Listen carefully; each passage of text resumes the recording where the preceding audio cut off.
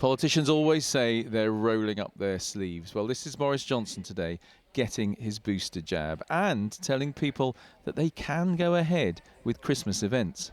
We don't want people to feel that they need to start cancelling things, to start, but you talk about kids in nativity plays and that kind of thing. I don't think there's any need to stop that at all. And as I've said many times before, I think we're taking a balanced and proportionate approach to the risk, but I believe that Christmas this year will be considerably better than Christmas last year. The advice should be straightforward. In England, there are no limits currently on socialising, but some comments have caused confusion. Here's one minister last night. Well, for what it's worth, I don't think there should be much snogging under the mistletoe. You don't need to do things like that. And here's another. Well, my constituency team, the 5 of us, normally try and gather and have a Christmas drink and a meal. We've decided this year that it would just be, it's too difficult. But what is disappointing for some could be potentially damaging for others. At this piano bar and restaurant, they're expecting 800 partygoers tonight. But in the last few days, they have been getting calls from concerned punters. Basically, it feels like we're a sort of information hotline. Our guests are contacting us because they want us to tell them what the interpretation of the government guidance is. And we're just telling them very clearly, there is no government-mandated restrictions on hospitality.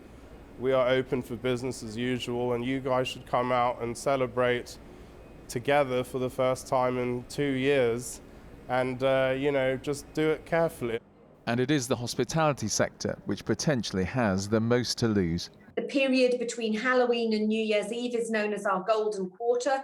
That's the time of year that we would normally generate 40% of our profits. So it's really important that businesses that have had 20 months of below profitability trading, have been closed for much of that period and have heavy losses, can start to trade successfully through Christmas to be able to generate some much needed cash to be able to sustain them into the new year. So hang your stockings and say your prayers, 'cause Santa Claus comes tonight. Most of us look forward to Christmas. It's more important for some, though, to believe it really will be magical.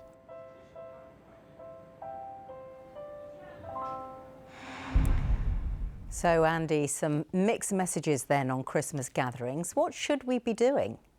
Well, the government message, they would say, is absolutely clear, which is there are no restrictions on people socialising. In England, you don't even have to wear face coverings in pubs or restaurants. The government is saying they are not telling anyone to cancel any events like nativity or Christmas parties. They're simply asking people to exercise their common sense. And I think that is where potentially this sort of grey area, some confusion creeps in. For instance, you heard the minister there saying this year he's not going to get together for a dinner with his constituency team because he's decided that's a sensible thing to do. But that is emphatically not the government telling people not to get together for Christmas parties. And the line you hear continually from ministers is that they do not want to tell schools, in the case of nativity plays, or businesses, in the case of Christmas parties, what to do. They're asking people to basically proceed with a degree of common sense. And Andy, those claims about a Downing Street party last Christmas that we were talking about yesterday, they're not going away, are they?